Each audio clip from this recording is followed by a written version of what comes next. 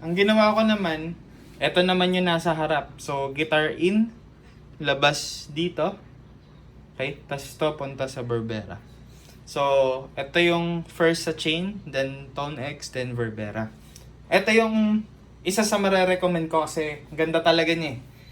So, yan. Tingnan mo.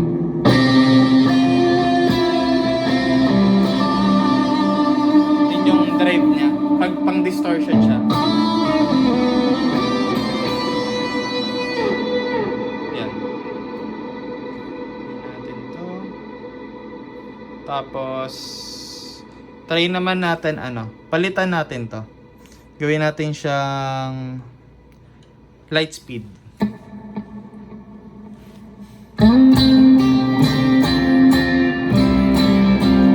Para siyang boost. Bigyan natin konting gain.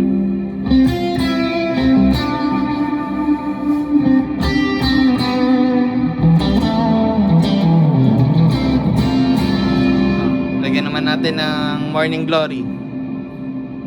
Okay.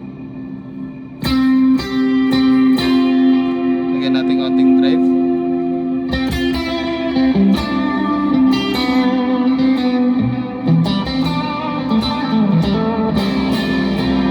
Diba? Ganda ng tunog niya eh.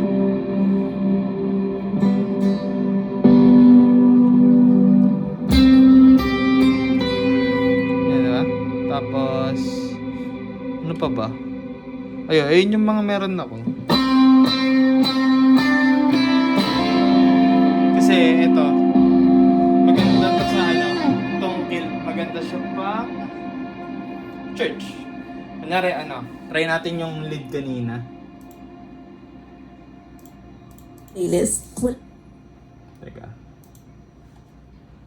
Ano tayo? Open tayo ng YouTube.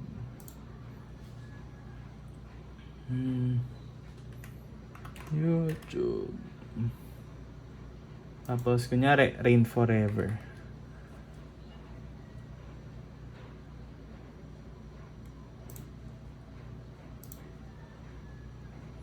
Lagay natin dun sa lead part na. Ano ito?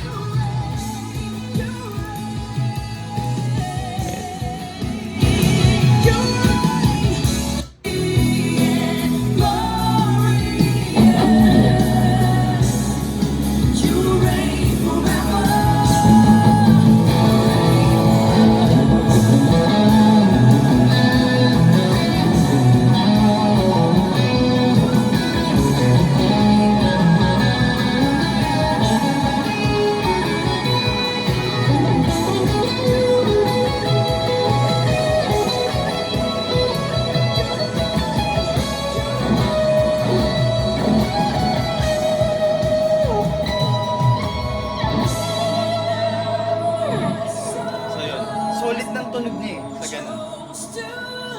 Ay, wait, pause natin. So, ayun siya, ayun yung mga pwede mong gawin sa kanya. Madami siyang possibilities. Pero para sa akin kasi, pinakamahalaga is yung bass tone mo maganda. So, ibig sabihin, pag etong amp mo maganda, etong reverb mo maganda, madali nang habulin yung iba. Lalo na multi-effects ka. So, yun. Ang nagiging problema ko lang, pag ito una, then ito, hindi kasi kasing ganda ng hindi kasi kasing ganda ng Tone X yung ampero. Yung tunog niya, yung tone niya kumbaga. So, yung tunog nito as a drive, maganda siya as a drive. Kaso pagdating niya sa ampero ko, medyo dull ng konti yung tunog. Kasi nga natotone sack na itong ampero eh. Pero pag baliktad sila, pag una si ampero, pinapaganda ni Tone X yung tunog ni ampero. Parang ganun yung logic niya. So, yan. Yun lang.